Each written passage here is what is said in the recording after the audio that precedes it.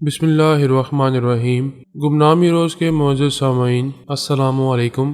آئیے چلتے ہیں کہانی کی طرف۔ اس نے اسی لمحے میں برین ماسٹر کی آواز پر دھیان دیا تو وہ بولتا ہوا سنائی دیا۔ وہ ایک دم سے جیسے اچھل پڑا، چونک کر سیدھا ہو کر بیٹھ گیا۔ اینا نے پوچھا، کیا ہوا؟ وہ بولا، جسٹ اے منٹ، میں اس خبیث کی آواز سن رہا ہوں، وہ اسی شہر میں ہے۔ وہ سب ایسے تن کر بیٹھ گئے جیسے ابھی اس پر جپٹنے والے ہوں۔ آؤڈی مین خلا میں تکتے ہوئے سن رہا تھا اور کہہ رہا تھا، وہ ایئرپورٹ میں ہے، امیگریشن کاؤنٹر پر ایک افسر سے بول رہا تھا، اب شاید لگیج ہال کی طرف گیا ہے۔ بے باک نے اپنی جگہ سے اٹھتے ہوئے کہا، فوراً اٹھو، ایئرپورٹ یہاں سے قریب ہے، ہم ابھی اسے دبوچ لیں گے۔ وہ اٹھتے ہوئے بولا، وہ بچ کر نہیں جائے گا، جہاں بھی جائے گا میں اس کی آواز کو تعقب کرتا ہوا اس کی قبر تک پہنچ جاؤں گا۔ وہ تینوں تیز رفتاری سے چلتے ہوئے ہوٹل سے باہر آئے، پھر ایک رینٹڈ کار میں بیٹھ کر ایئرپورٹ کی سمت جانے لگے۔ آؤڈی مین نے کہا، پتہ نہیں وہ سیارے سے کب آیا ہے، یورپ کے کسی ملک میں چھپ کر رہا ہوگا، آج یہاں آیا ہے۔ اینا نے پوچھا کہ اس کی آواز سنائی دے رہی ہے؟ نہیں، ابھی خاموشی ہے، یہاں تنہا آیا ہوگا، اسی لیے باتیں کرنے والا کوئی اس کے ساتھ نہیں ہے۔ گاڑی کی رفتار ذرا سست رکھو، پتہ نہیں وہ ایئرپورٹ سے نکل کر کہاں پہنچے گا، جب وہاں کسی سے بولے گا اس جگہ کا اور سمت کا اندازہ ہوگا۔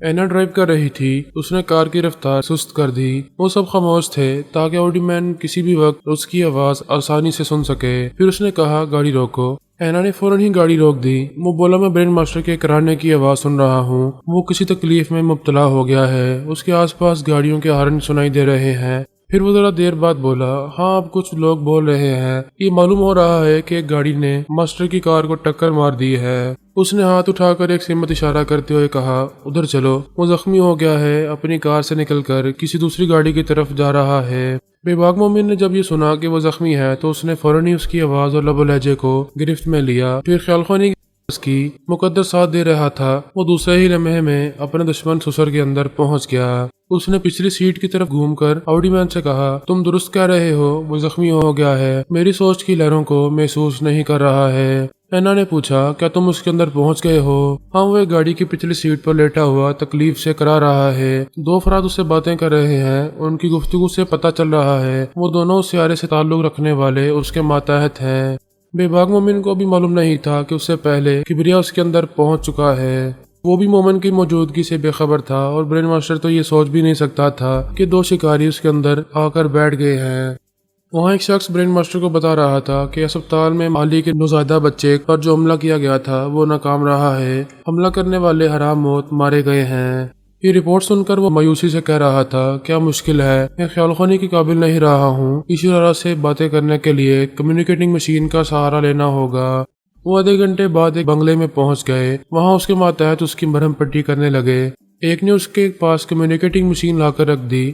برین ماسٹر نے ایشورا کو مخاطب کرتے ہوئے کہا، میں پوری تیاری کے ساتھ یہاں آیا ہوں، سونیا اور فرحات کو زندہ نہیں جانے دوں گا، مگر افسوس اب ان سے نمٹنے میں کچھ وقت لگے گا۔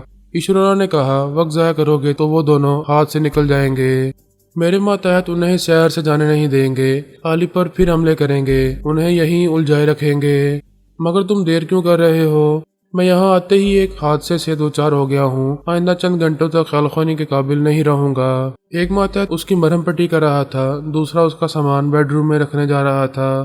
ایسی وقت بے باک مومن نے دبے قدموں وہاں پہنچ کر بے آواز ریوالور سے گولی چلائی، وہ اچھل کر فرش پر گرا، پھر ذرا تڑپ کر ٹھنڈا پڑ گیا۔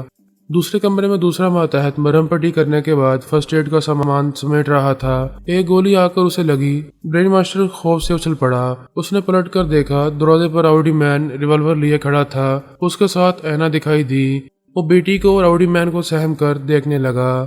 آؤڈی مین نے کمیونیکیٹنگ مشین کو دیکھتے ہوئے کہا، کیا اپنے آقا سے باتیں کر رہا ہے؟ چلو اچھا ہے، اسے بھی معلوم ہونا چاہیے کہ تو یہاں کتے کی موت مرنے آیا ہے، چل اسے بتا یہاں تیری شامت آ گئی ہے۔ ادھر سونیا بھی اس بنگلے کے سامنے پہنچ گئی تھی۔ کبریا اسے بتا رہا تھا کہ آؤڈی مین، اینا اور بے باک مومن وہاں پہنچے ہوئے ہیں، برین ماسٹر کے دو ماتحت مارے گئے ہیں۔ پھر کبریا نے مومن کے اندر آ کر کہا، یہاں ماما آئی ہیں، دروازے پر جاؤ۔ وہ خوشی سے دوڑتا ہوا بنگلے سے باہر آیا۔ سونیا کار سے اتر کر آ رہی تھی، وہ اس کے سامنے پہنچتے ہی قدموں میں جھک گیا۔ وہ سر پر چپت مارتے ہوئے بولی، تم میرے بیٹے ہو، غلام نہیں، اٹھو یہاں سے۔ اٹھ کر اس کے گلے لگ گیا، اسے پیار کرتے ہوئے بولی، اندر کیا ہو رہا ہے؟ برین ماسٹر کا ڈراپ سین ہونے والا ہے، آئیں اندر چلیں۔ میں اندر جا رہی ہوں، تمہیں باہر رہنا چاہیے، دشمن اچانک ہی کہیں سے آ سکتے ہیں۔ وہ اسے باہر چھوڑ کر اندر آ گئی۔ وہاں برین ماسٹر آؤڈی مین کے نشانے پر تھا، اسے کہہ رہا تھا گولی نہ چلاؤ، میں زندہ رہوں گا تو تمہاری بیٹی کو سیارے سے یہاں لا کر تمہارے حوالے کر دوں گا۔ آؤڈی مین نے غصے سے پوچھا کیا تم نے میری بچی کو اس قابل چھوڑا ہے کہ وہ باپ سے اور باپ اس سے آنکھیں ملا سکے؟ اینا نے کہا میں کس منہ سے کہوں کہ تمہاری بیٹی ہوں، تم سے بولتے ہوئے تمہارا سامنا کرتے ہوئے شرم آ رہی ہے، کاش میں تم پر تھوک سکتی۔ اس نے منہ پھیر کر دوسری طرف تھوک دیا، پھر کہا لعنت ہے تم پر، تم نے مجھے اور اپنے داماد کو بھی مار ڈالنے میں کوئی کسر نہیں چھوڑی تھی۔ سونیا کمرے میں آئی تو اسے دیکھتے ہی برین ماسٹر گھبرا گیا، جیسے دماغ کو جھٹکا پہنچا ہو۔ وہ لڑکھڑا کر 2 قدم پیچھے چلا گیا۔ اس نے پوچھا کیا ہوا، ہوش اڑ گئے؟ تم ہمارا اختتام کرنے آئے تھے، تقدیر کے تماشے دیکھو، اپنے اختتام کے لیے سیارے سے واپس زمین پر ٹپک پڑے ہو۔ آؤڈی مین نے کہا میڈم میری بیٹی جیسی بھی حالت میں ملے میں اس کی واپسی چاہتا ہوں، اس مردود کو مجبور کیا جائے کہ یہ اس مظلوم کو باپ کے پاس پہنچائے۔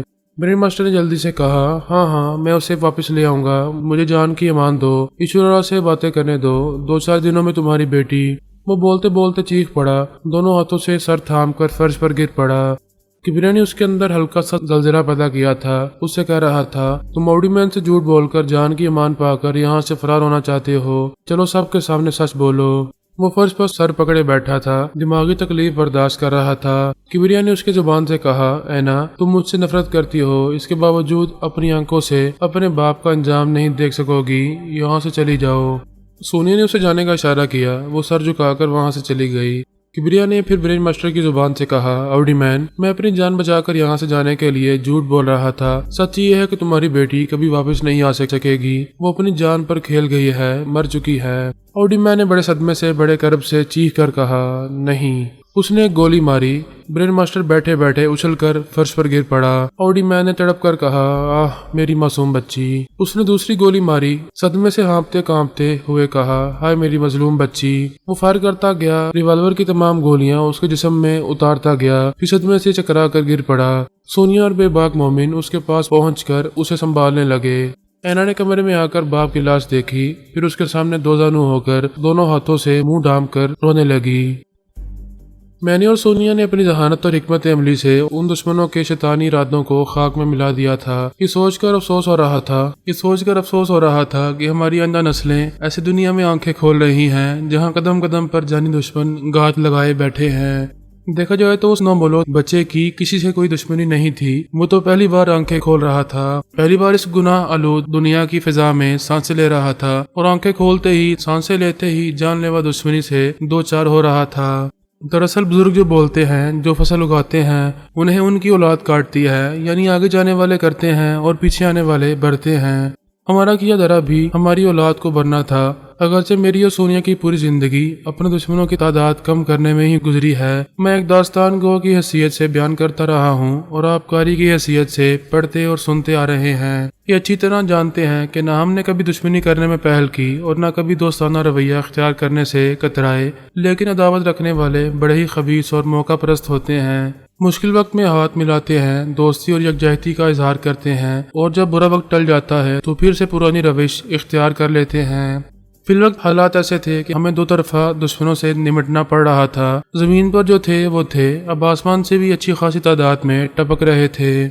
اعلیٰ حضرت نے ہدایت کی تھی کہ علی جب بھی زچگی سے فارغ ہو تو ہسپتال سے ڈسچارج ہوتے ہی اسے ادارے میں پہنچا دیا جائے۔ میں نے پہلے ہی سیٹیں ریزرو کرا لی تھی۔ میں اور سونیا اپنی بیٹی، داماد اور نواسے کے ساتھ پیرس جا رہے تھے۔ اینا، بے باک مومن اور آؤڈی مین بھی ہمارے ہم سفر تھے۔ اس وقت ہم سب ایک طیارے میں تھے۔ ہمیں سیٹیں کچھ اس طرح ملی تھیں کہ علی، ایمان علی، اینا اور بے باک مومن ایک قطار میں تھے۔ دوسری قطار میں میرے اور سونیا کے ساتھ آؤڈی مین بیٹھا ہوا تھا۔ میرا نامولود نواسا علی کی گود میں تھا۔ پتہ نہیں میرا دل کیوں اس روئی کے گالے جیسے ننھے منھے وجود کی طرف کھینچا جا رہا تھا۔ میں نے پلٹ کر ادھر دیکھا۔ ایمان نے پوچھا کچھ چاہیے پاپا؟ میں نے کہا ہاں، نانا کی جان چاہیے، اسے مجھے دے دو، تم دونوں سفر انجوائے کرو۔ علی نے بچے کو ایمان کی طرف بڑھاتے ہوئے کہا پاپا تو ایک ہی دن میں اس کے دیوانے ہو گئے ہیں، وہاں ایئرپورٹ میں بھی اسے لیے پھرتے رہے اور اب سفر میں بھی اسے دور نہیں رہنا چاہتے۔ ایمان نے مسکرا کر کہا اپنی اولاد کی اولاد پر اسی طرح پیار آتا ہے، اور یہ تو ان کا پہلا نواسا ہے، اپنے نانا جان کی پوری توجہ اور محبتیں سمیٹ رہا ہے۔ وہ اسے گود میں لے کر میرے پاس آ گیا۔ میں نے اسے اپنی آغوش میں لے کر اس کی ننھی سی پیشانی کو چوما۔ ایمان علی واپس اپنی سیٹ پر چلا گیا۔ मेरे करीब से गुजरती हुई एयर होस्टेस ने झुककर बच्चे को देखा, फिर उसके सर पर हाथ फेर कर कहा, what A lovely child, baby है या बाबा। मैंने उस नन्हे से वजूद को फिर एक बार चूमते हुए कहा, ये मेरा पहला नवासा है, बेटी पहले ही मेरी जान थी, ये तो जान भी है जहान भी है। दूसरी तरफ ईमान अली आंखें बंद करके अपनी सीट पर नीम दराज हो गया। अली ने उसे कोहनी मारते हुए कहा, पापा ने सफर एंजॉय करने को कहा है और तुम मुझे बोर कर रहे हो, प्लीज 15-20 मिनट के लिए सोने दो, सर में बहुत दर्द हो रहा है। अचानक दर्द क्यों हो रहा है, अभी तो अच्छे भले थे। वो पेशानी पर हाथ फेरते हुए बोला, पता नहीं, एक जरा आंखें बंद करूंगा तो आराम आ जाएगा। वो उससे बातें करना चाहती थी, लेकिन ईमान अली का चेहरा बता रहा था कि वो निडाल सा हो रहा है, और ऐसा क्यों हो रहा है शायद वो खुद नहीं जानता था या अली से कहना नहीं चाहता था। अली ने उसे आराम करने के लिए जरा तनहा छोड़ दिया। वो भी अपनी सीट पर नींद दराज हो गई। चंद लम्हों बाद ही उसे आमना की ममता भरी आवाज सुनाई दी, कैसी हो बेटी। वो फौरन ही सलाम करते हुए बोली, मैं ठीक हूँ मगर आपसे नाराज हूँ। अरे वो क्यों, कल से कहाँ थी मतलब, सबसे पहले मैंने ही तो आकर तुम्हें मुबारकबाद दी थी, क्या भूल गई। मैं नहीं बोली, आपने सिर्फ मुबारकबाद नहीं दी, अपने नवासे के अंदर रहकर मुकद्दस आयतें भी पढ़ती रही हैं, मगर बस एक बार आई, आपको तो बार बार आना चाहिए था। तुम क्या जानो कल से कितनी बार आती जाती रही हूँ, तुम तो लड़ने बैठ गई हो, ये मेरा पहला नवासा है, ज्यादा बोलोगी तो तुमसे और तुम्हारी माँ से छीन कर ले जाऊंगी। कहाँ है सोनिया। उसने सोनिया के पास आकर कहा, अपनी बेटी को समझाओ, मुझसे झगड़ रही है, कहती है मुझे दिन रात अपने नवासे के पास रहना चाहिए।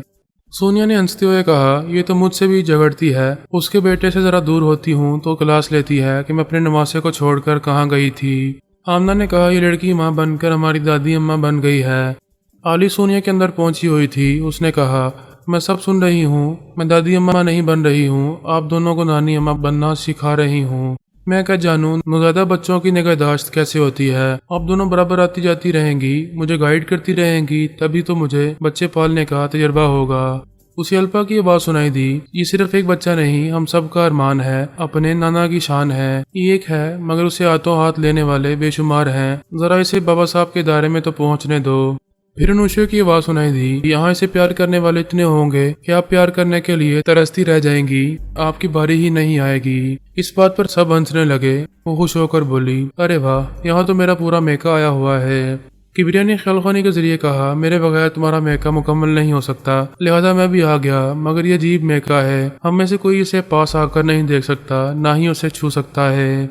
अनुचे ने कहा, मगर हम सब मामा के अंदर रहकर उसे दिल की आंखों से देख रहे हैं, बसारत से नहीं बसीरत से देख रहे हैं। अल्पा ने कहा, इसकी आन बान और शान ये है कि ये हमारे पापा टेलीपैथी के शहंशाह फरहाद अली तैमूर का नवासा है, इसलिए हम सब ख्यालखानी के जरिए इसे मोहब्बतें देने आए हैं, इससे हजारों मील दूर रहकर भी दूर नहीं है। किबरिया ने कहा, आप पापा को टेलीपैथी का शहंशाह कह रही हैं, इसमें शुबा नहीं है कि ये किसी के भी दिमाग में जगह बना लेते हैं, अपनी हिकमत अमली से फौलादी दिमाग को भी पिघला देते हैं। लेकिन आज मैं पापा को चैलेंज करता हूँ, ये ऐसे ही जबरदस्त ख्यालखानी करने वाले हैं तो अभी अपने नवासे के दिमाग में पहुँच कर दिखाएं। इस बात पर सब हंसने लगे। मैं अपने नवासे से बहल रहा था। सोनिया ने कहा, तुम्हारा बेटा चैलेंज कर रहा है, कहता है अपने नवासे के दिमाग में जाकर दिखाओ। मैंने मुस्कुराकर कहा, ये अहमकाना चैलेंज है, नौज़ादा बच्चे का दिमाग कोरा कागज होता है, ये बातें सुन तो सकता है मगर समझ नहीं सकता, इसे लफ्जों की पहचान नहीं है। हम टेलीपैथी जानने वाले किसी की भी आवाज और लबो लहजा सुनकर या उसकी आंखों में झांक कर दिमाग में पहुंचते हैं, तब उसके अंदर के ख्यालात पढ़ते हैं। जिसके ख्यालात पढ़ते हैं वो हरूफ अल्फाज और फिक्रों को समझता है। मेरा नवासा नहीं समझता, जब समझेगा तब अपनी सोच को लफ्जों और फिक्रों का लिबास पहनाएगा, इसके बाद ही हम उसकी सोच को पढ़ सकेंगे। किबरिया ने कहा, पापा आप इतनी बातें ना बनाएं, मैं दूसरा चैलेंज कर रहा हूँ, आप हार जाएंगे। आमना ने कहा, क्यों अपने बाप के पीछे पड़ गए हो, मैं जानती हूँ तुम क्या कहने वाले हो, तुम्हारे पापा वाकई हार जाएंगे। मैंने सीना तान कर कहा, मैंने टेलीपैथी की दुनिया में हारना नहीं सीखा। क्या है किबरिया का दूसरा चैलेंज, आप अपने पोते अदनान के दिमाग में पहुँच कर दिखाएं। मेरी दास्तान पढ़ने वाले सभी जानते हैं मेरा पोता अदनान एक अजूबा है, ऐसे अजीबो गरीब दिमाग का हामिल है कि उसकी मर्जी के बगैर कोई इसके अंदर पहुंच नहीं पाता। माजी में उसने अपने दादा को यानी मुझे खूब दौड़ाया था। मैं टेलीपैथी के बेशुमार हथकंडे जानने के बावजूद कभी अपनी मर्जी से उसके दिमाग में पहुंच नहीं पाया था। आमना पहले ही समझ गई थी कि मैं किबरिया के चैलेंज के नतीजे में हार जाऊंगा। सभी तालियां बजाते हुए बोले, hip hip hurray, hip hip hurray. علی ہنستی ہوئی اپنی سیٹ پر دماغی طور پر حاضر ہو گئی۔ ایسی وقت ایمان علی کی طرف دیکھتے ہی ٹھٹک گئی، وہ آنکھیں بند کیے نیم دراز تھا۔ جہاز کے ایئر کنڈیشن ماحول میں اس کی پیشانی پر پسینے کی بوندیں چمک رہی تھیں۔ چہرے پر ایسے تاثرات تھے جیسے وہ تکلیف میں ہو، اس کے جسم کو نچوڑ کر پسینہ نکالا جا رہا ہو۔ وہ پریشان ہو کر اسے تکنے لگی۔ پریشانی اس لیے ہوئی تھی کہ اس کی تکلیف سمجھ گئی تھی۔ ان لمحات میں وہ آگہی کے مرحلے سے گزر رہا تھا۔ اس نے سر اٹھا کر ہماری طرف دیکھا۔ اس وقت میں اور سونیا رشتوں کے ہجوم میں گرے ہوئے تھے۔ اس ننھے مہمان سے طرح طرح کی باتیں کرنے کی کوشش میں خوب کھلکھلا رہے تھے۔ آمنہ نے کہا، یہ تو بنا بنایا علی ہے، یاد ہے وہ بھی ایسی گول مٹول سی تھی۔ میں نے خیال خوانی کے ذریعے کہا، خدا کا شکر ہے پوتے پوتی کے بعد اب نواسے کی خوشیاں دیکھنا نصیب ہو رہی ہیں۔ میں نے خلا میں تکتے ہوئے جیسے کبریا کو دیکھ کر کہا، بیٹے اب تم بھی شادی کر لو، کہیں ایسا نہ ہو تمہارے بچوں کو کھلانے کی حسرت لیے اوپر چلا جاؤں۔ میں یہ کہہ کر ہنسنے لگا۔ آمنہ کو میری بات سن کر جیسے چپ سی لگ گئی تھی۔ الپا نے کہا، خدا آپ کا سایہ ہمارے سروں پر ہمیشہ سلامت رکھے، آپ کبریا کی ہی نہیں انوشی اور عدنان کی خوشیاں بھی دیکھیں گے۔ کبریا نے کہا، انشاءاللہ۔ میں نے پوچھا، کیا آمنہ چلی گئی؟ اس کی آواز سنائی دی، نہیں میں موجود ہوں۔ میں نے شوق لہجے میں پوچھا، بھائی تم نے کبریا کے ساتھ انشاءاللہ نہیں کہا، کیا مجھے رخصت کرنے کا ارادہ ہے؟ وہ جلدی سے بولی، خدا نہ کرے آپ جئیں ہزاروں سال، میری عمر بھی آپ کو لگ جائے۔ میں نے اس وقت محسوس نہیں کیا تھا، لیکن اب سوچتا ہوں تو یاد آتا ہے آمنہ گرچہ بول رہی تھی، مجھے دعائیں بھی دے رہی تھی، مگر اس کی آواز اور لہجے میں اعتماد نہیں تھا۔ ایسا لگ رہا تھا جیسے وہ مجھے یا اپنے آپ کو تھپکی دے رہی ہو، بہلا رہی ہو۔ ادھر ہم مصروف تھے، ادھر علی کے اندر کھلبلی مچی ہوئی تھی۔ یہ تجسس تھا کہ ایمان علی کو جو آگاہی حاصل ہو رہی ہے وہ کس سلسلے میں ہے۔ اس کے چہرے کے اتار چڑھاؤ سے اتنا تو اندازہ ہو گیا تھا کہ کوئی شدید پریشانی میں مبتلا کرنے والی بات ہے۔ چند لمحوں بعد اس نے آہستہ آہستہ آنکھیں کھولیں، پلکیں جھپکائے بغیر ایک سمت دیکھتا رہا، جیسے یاد کر رہا ہو کہ وہ کہاں ہے، کیا آگاہی کے ماحول سے نکل آیا ہے۔ پھر اس نے سر گھمایا تو علی کو دیکھتے ہی یاد آ گیا کہ اس کے ساتھ جہاز میں سفر کر رہا ہے۔ وہ سیدھا ہو کر بیٹھ گیا۔ علی نے پوچھا، تم سو رہے تھے؟ اس نے بڑی اپنائیت سے اسے دیکھتے ہوئے کہا، تم اچھی طرح سمجھ رہی ہو میں خواب اور بیداری کی بھول بھلائیوں میں تھا۔ علی نے ٹیشو پیپر اس کی طرف بڑھاتے ہوئے پوچھا، یعنی آگاہی ملی ہے؟ اس نے ٹیشو پیپر سے پیشانی کو پونچھتے ہوئے کہا، ہاں یہ آگاہی کبھی انگلی پکڑاتی ہے، راستہ دکھاتی ہے، آگے ٹھوکنے کھانے سے بچاتی ہے، پاؤں میں چھالے پڑنے نہیں دیتی، سمجھاتی ہے آگے خطرہ ہے، دو چار ہونے سے پہلے کوئی تدبیر کر لو۔ اور کبھی اس نے گہری سانس کھینچی، پھر آہستہ آہستہ سانس چھوڑتے ہوئے کہا، اور کبھی عذاب بن جاتی ہے، آئندہ پیش آنے والے صدمات کی جھلکیاں دکھاتی ہیں، ان کی پوری طرح وضاحت نہیں کرتی، جو کچھ پیش آنے والا ہے اسے معمہ بنا دیتی ہے، اتنا سمجھا دیتی ہے کہ ہم اسے کترا نہیں سکیں گے، آنے والی بلائیں جیسی بھی ہوں ان سے نمٹنا ہی ہوگا۔ علی نے پریشان ہو کر کہا، خدا خیر کرے، کیسی آگاہی ملی ہے؟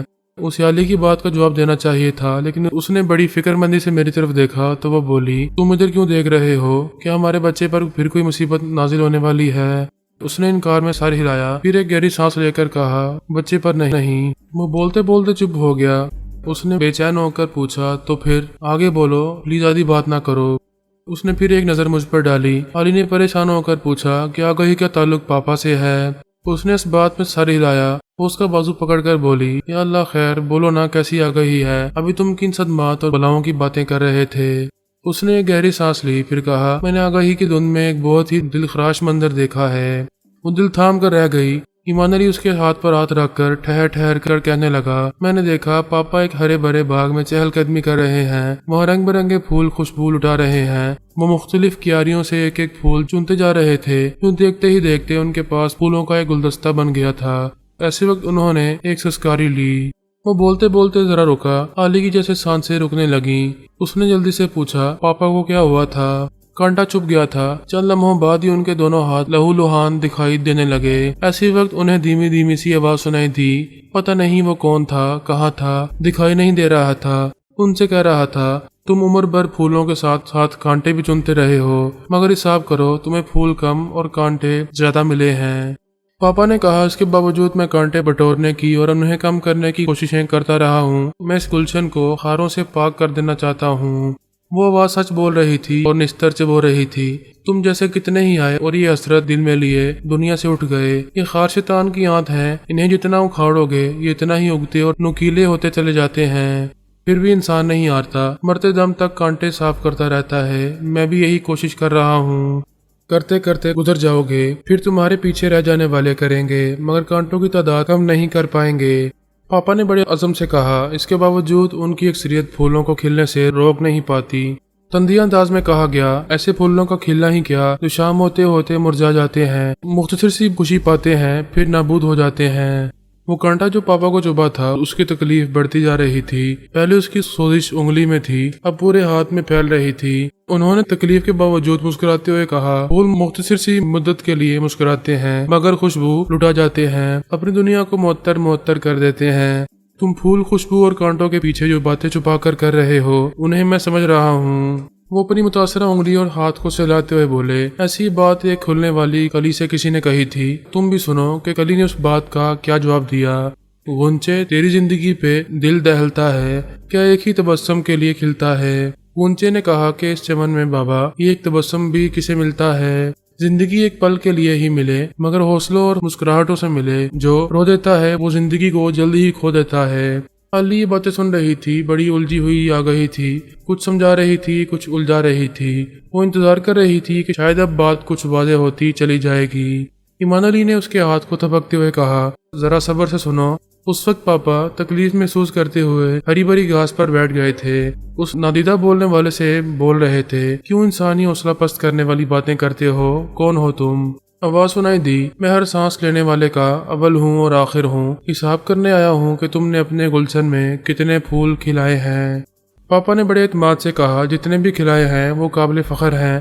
पहले दो फूल पारस और पोरस हैं। ये फूल तो हैं, मगर मुखालफिन को कांटों की तरह चुभते आ रहे हैं और दोस्ते बाप की सांसों में खुशबू की तरह समा रहे हैं। जब मैदान अमल में आते हैं तो फरहाद अली तैमूर बन जाते हैं। उंगली से आगे बढ़ने वाली सोजिश रेंगती जा रही थी, पूरे जिस्म में फैलती जा रही थी। वो कह रहे थे, गुलशन में एक कली चटक रही है, अनुशे दादा की जान, जो हासिल कर रही है हमारा मिसाली दीन और ईमान। 15 बरस की होने वाली है, ये उम्र कुछ भी नहीं होती, मगर उस पर खुदा की रहमत है। वो हालात की तपती हुई धूप में हमारे लिए शजरे सायादार बन जाती है। ईमान ने अली को देखते हुए कहा, मैं आगे ही के स्क्रीन पर देख रहा था। उनकी तकलीफ बढ़ती जा रही थी। वो यहाँ वहाँ अपने बदन को यूं से ला रहे थे जैसे आग बुझा रहे हो, और वो ना बुझ रही हो ना ठंडी हो रही हो। वो डूबते हुए लहजे में बोली, मेरा दिल घबरा रहा है।